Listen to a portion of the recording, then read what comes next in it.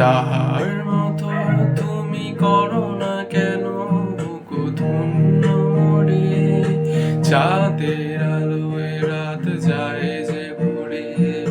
তাহার মতো তুমি করো না কেন বুকু ধন্য মোরে, যেমন করে নিয়ে একটি পাখি সাথীরে কাছে তার নেয় গো ডাকি। যেমন করে নিরে একটি পাখি সাথীরে কাছে তার নেয় গো ডাকি। যেমন করে সে ভালোবাসে তুই তাহার মতো তুমি আমার কাছে তবু আসো না তো।